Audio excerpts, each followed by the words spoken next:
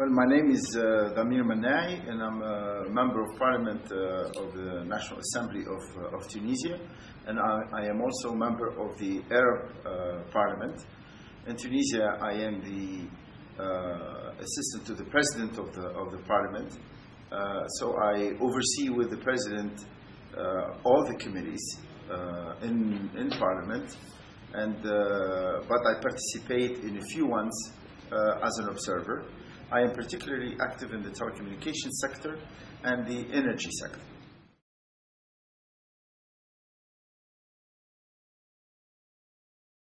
Well, you know, Tunisia is a great place for solar energy, and Tunisia offers two things. Has two key advantages. The first is that it's really a sunshine country, and in Africa, it's well situated for producing solar energy as well as wind in the north. And two, it's really a gateway to Europe, even geographically, because of its proximity to Italy across the Mediterranean.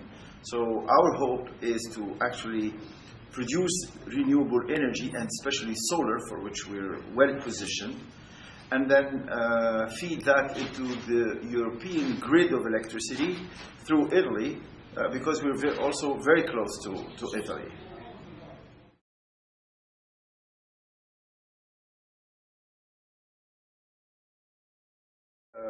For Tunisia, we have already done some experiences, or there are a few initiatives for renewable energies. And then the blocking issues have been, first, the most blocking one has been the legal framework. We need to do a lot of legislative work and issue laws and regulations in order to stabilize the legal framework in which renewable energies can operate. We have to de-risk renewable energy investments. For Tunisia, we do have natural market for renewable energies of Tunisia, and that is Europe through the grid through Italy. So now we have to stabilize the legal framework, and once we achieve that, I think we will get the investment needed, because the Tunisia side is particularly favorable to renewable energies.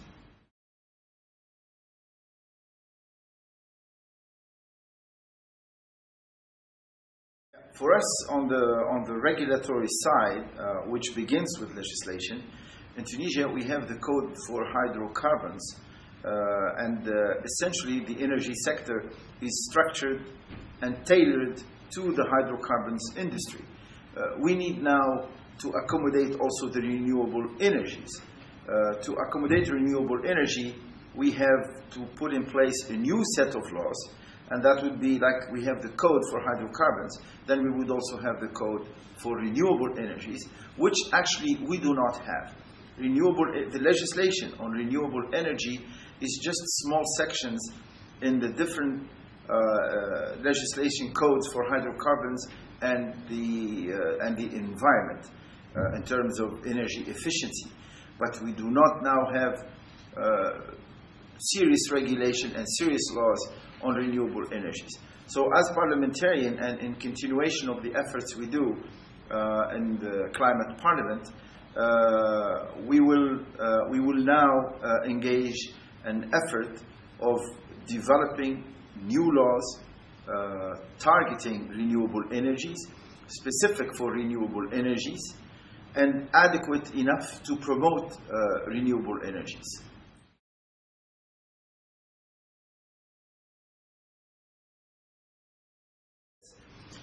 In Tunisia, we don't have the expertise to really understand renewable energies, to understand what the investors need as an environment to invest in renewable energies. And we need regulations on how to connect to the grid. We don't have also the culture of renewable energies. So I think at all levels, with the legislative work, we need a legislative arsenal of typical laws that we can adapt for Tunisia and use.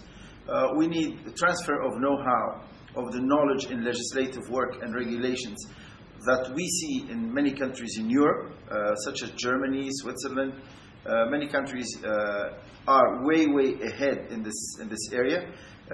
We would like for Climate Parliament and UNDP to actually help us get benefit from this know-how of those countries and help us with a framework that we will then, like a toolkit for developing the laws we need.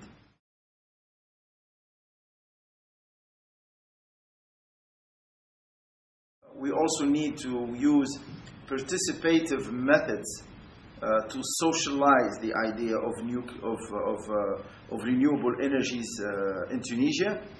Tunisians, I think, they are ready for renewable energy and to accept this culture of renewable energy, and then after that, the renewable energy projects themselves. Because in 2010, the ex-president of Tunisia signed already a deal with France to supply us with the nuclear reactors for energy, and then by end of 2011, the first thing the new leadership has done is to cancel that order for the nuclear facility. And now there is a big move in Tunisia to get further into fossil fuels and into shale gas. And then we saw again a social movement from the civil society against this exploration of shale gas in Tunisia, which will be a first.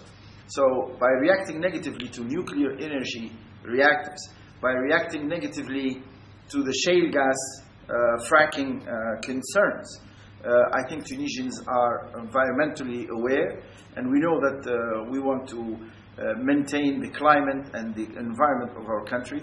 So I think we are now keen for renewable energies. However, we need to understand better what renewable energies are, and we think that renewable energy will succeed much better if the population participates in it. And in fact, it is renewable energies offer a particular opportunity for many citizens to be part of the electrical generation activity, unlike traditional electric generation plants.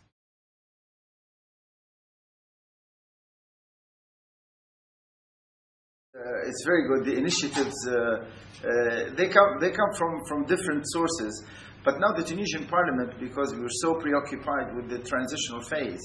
And you know, as we started the Tunisian revolution within the Arab Spring on January 14th, 2011, then there was a serious change of guard everywhere in Tunisia.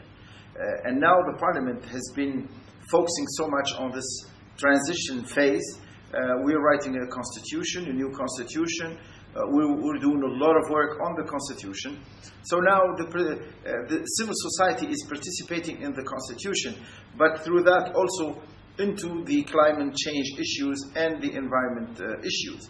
And I think even though now we're so focused on finishing the constitution, which will be finished in about 2 to 3 months, then the role of civil society, which is now massive impact on legislation, and it's true that civil society is coming to Parliament a lot more than Parliament going to civil society. And I think that effort now is directed towards the Constitution and the principles of democracy. But as soon as we finish this, then we expect that civil society effort will go towards the legislative work, and social aspects will take the lead, and following that will certainly be climate change and energy, and these energy questions that are now popping everywhere in Tunisia.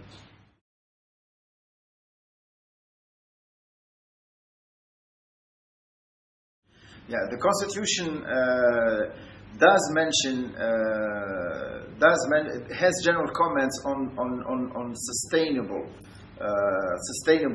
environments and infrastructure. It does not explicitly talk about the climate and commitment to climate, but so indirectly it is there, and it is implicit in Article 12 of the Constitution. However, we will work on actually inserting explicit text concerning climate change and the climate. We will try to introduce this. This is the good time to introduce this phrase into the Constitution. We meaning the Tunisian parliamentarians, the group of Tunisian parliamentarians that has formed the Climate Parliament Tunisia section. And we will promote this phrase. However, we would like for the Climate Parliament to give us a standard short phrase that has a lot of meaning and that hopefully will be standard across many constitutions.